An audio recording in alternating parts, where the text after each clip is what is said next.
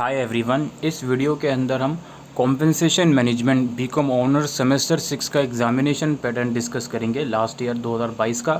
और ये जो सब्जेक्ट है दोस्तों, किसी भी कंपनी के अंदर जो एम्प्लॉयज़ होते हैं उनकी मोटिवेशन के लिए, ताकि एम्प्लॉय कंपनी के अंदर बने रहें, उनको किस किस तरह से कॉम्पेंसेट करा जाता है, चाहे वो आपका मॉनेटरी टर्म्स के बेसिस पर हो या फिर मॉनेटरी टर्म्स के अलावा किसी और टर्म्स के बेसिस पर हो। तो आज की इस वीडियो में हम जो ये सब्जेक्ट है इसी के बारे में बात करने वाले हैं। इस सब्जेक्ट के अंदर जो टोटल यूनिट्स रखी गई हैं वो टोटल 5 यूनिट्स रखी गई हैं। यूनिट 1 में आपका इंट्रोडक्शन पार्ट है कि कंपनसेशन मैनेजमेंट क्या होता है, इसके प्रिंसिपल्स क्या होते हैं और पे डिससेटिस्फेक्शन का क्या कॉन्सिक्वेंसेस होता है। यानी कि अगर जो कंपनी के अंदर एम्प्लॉय हैं वो अपनी पे से डिससेटिस्फाइड हैं तो उसका क्या कॉन्सिक्वेंसेस कंपनी को भुगतना पड़ता है। जॉब ग्रेडिंग और ब्रॉडबैंडिंग और जॉब डिज़ाइन क्या होता है। इसके अलावा फाउंडेशंस ऑफ कॉम्पेंसेशन, इसके अलग अलग थ्योरीज़ को आपको पढ़नी है, चैलेंजेस क्या क्या आते हैं और स्ट्रेटजी को डेवलप करने में क्या क्या प्रोसीजर रहता है, ये सब चीज़ें पढ़ोगे। पॉलिसीज़ के बारे में पढ़ोगे। कंपोनेंट ऑफ कॉम्पेंसेशन किस किस तरह के हो सकते हैं, जिसमें बेसिक पे हो गया, अलाउंस हो गया, फ्रिंज बेनिफिट्स हो गया, इंसेंटिव हो गया, वेजेस हो गया, एम्प्लॉय स्टॉक ऑप्शन हो गया। तो ये सब अलग अलग जो कंपोनेंट होते हैं वो पढ़ोगे। इसके अलावा international compensation management, type of overseas employees, kind of overseas workforce, component of expertise compensation, approaches to international compensation. उसके अलावा लास्ट में जो कंपेंसेशन लॉज हैं, इसमें वेजिस एंड बोनस के अंदर the payment of wages act, minimum wages act, payment of bonus act, social security के अंदर वर्कमैन कॉम्पेंसेशन एक्ट, अलग अलग जो लॉ हैं, एक्ट हैं, इसके बारे में आपको पढ़ना है। तो ये टोटल 5 यूनिट हैं आपकी। क्वेश्चन पेपर हमारे पास है, मेरे क्वेश्चंस खुद से लिख लिए हैं बिकॉज जो पेपर था वो हमारे पास ब्लर था, तो आपको ईजिली विजिबल हो तो मैंने खुद से क्वेश्चन लिख लिए हैं।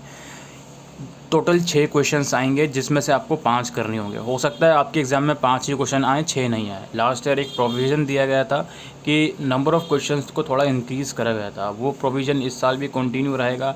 तो टोटल 6 क्वेश्चन आएंगे जिसमें से आपको 5 करने होंगे। हर एक क्वेश्चन के अंदर इंटरनल चॉइस रहेगा और हर एक क्वेश्चन 2 पार्ट्स में डिवाइडेड रहेगा, ठीक है। तो और पेपर या तो इंग्लिश में कीजिए या फिर हिंदी में कीजिए। तो पहला क्वेश्चन हमारे पास है जिसके 2 पार्ट्स हैं।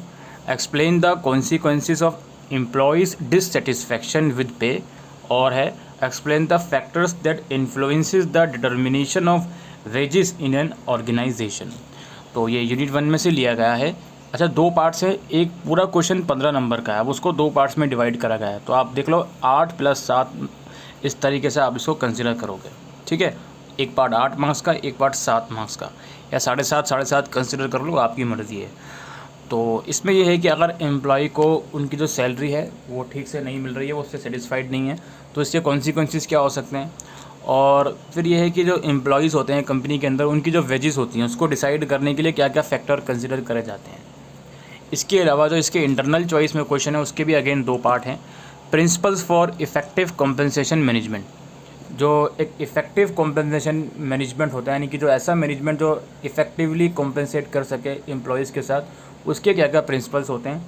और बी पार्ट है discuss the meaning and rational of job design, job design के बारे में आपको बताना है। Explain job rotation as a technique of job redesigning, job rotation एक तरह की टेक्निक है जॉब को रीडिज़ाइन करने की, उसके बारे में आपको बताना है। तो यहाँ पे हमारा क्वेश्चन नंबर 1 समाप्त हुआ।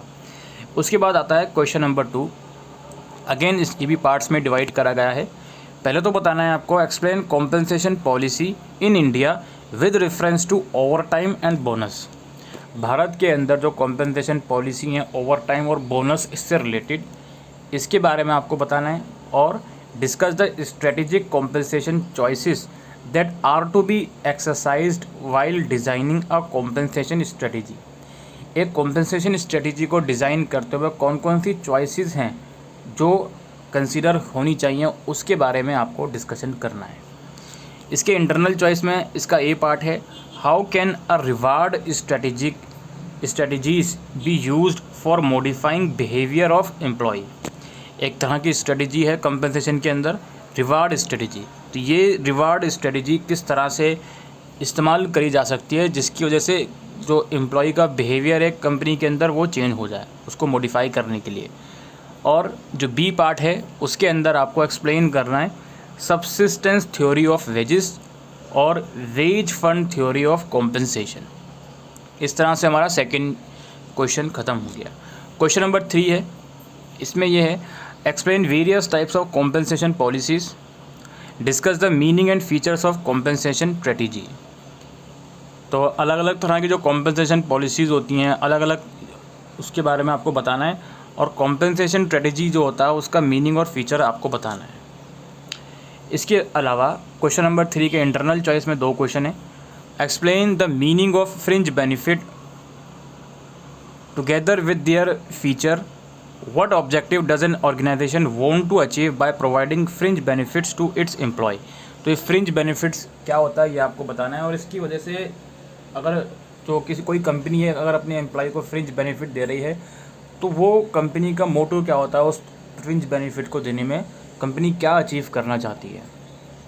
ठीक है, ये कंपोनेंट्स जो होते हैं कॉम्पेंसेशन के, वो सारी यूनिट में से क्वेश्चन आया है। और explain different kinds of retirement benefits available to an employ in India.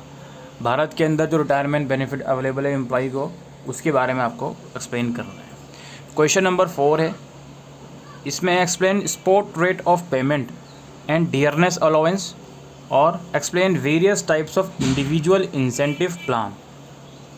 ठीक है, ये कॉम्पोनेंट वाला भी सेक्शन घूम रहा है, अलग अलग तरह के कॉम्पोनेंट जो होते हैं कॉम्पेंसेशन मैनेजमेंट के, वही यहाँ पे अभी भी घूम रहा है क्वेश्चन में। बी पार्ट है, write a detail note on employ stock option plan. और ए पार्ट था, मतलब इंटरनल चॉइस का ए पार्ट था एम्प्लॉय स्टॉक ऑप्शन प्लान, और बी है concept of profit sharing enlisting its feature, what objective does organization want to achieve through profit sharing. उसके बाद है क्वेश्चन नंबर 5, इसमें किन्हीं 2 को आपको एक्सप्लेन करना था। टोटल आपके सामने 4 ऑप्शन थे।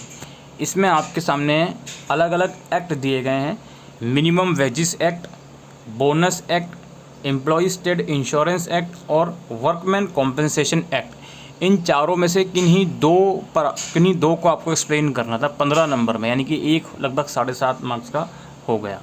ठीक है, तो ये लास्ट वाली यूनिट में से फुल फ्लेज क्वेश्चन आ गया। उसके बाद लास्टली क्वेश्चन नंबर 6 है हमारे पास, इसमें किन्हीं 2 पर शॉर्ट नोट लिखना है। टोटल 5 ऑप्शंस अवेलेबल हैं।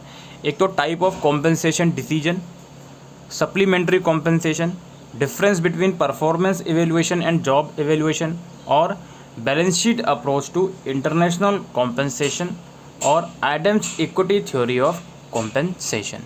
तो ये आपको 5 में से किन्हीं 2 को डिफ़ाइन करना है, शॉर्ट नोट उस पर लिखना है। अब एक बार इसके सिलेबस पर हम वापसी आप लोगों को लिए चलते हैं। तो सिलेबस में हमने देखा कि लगभग अगर मैं यूनिट 4 को कुछ देर के लिए भूल जाता हूँ तो यूनिट 1 से लेके 5 तक सबकी इक्वल वेटेज है, सब में से फुल फ्लेज क्वेश्चन अच्छे खासे क्वेश्चन आए हैं।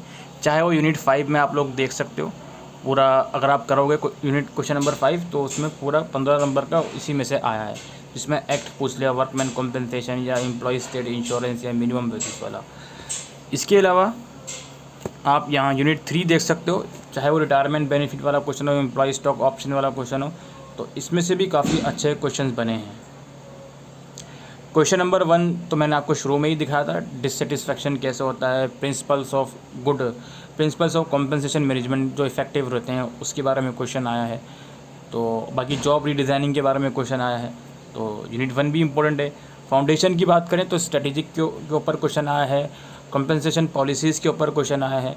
तो सारे ही यूनिट मेरे हिसाब से इम्पोर्टेंट हैं। अगर आप 1, 2, 3 और 5 की बात करो, आपके क्वेश्चन पेपर में यूनिट 4 से एज सच कुछ खास देखने को नहीं मिला है।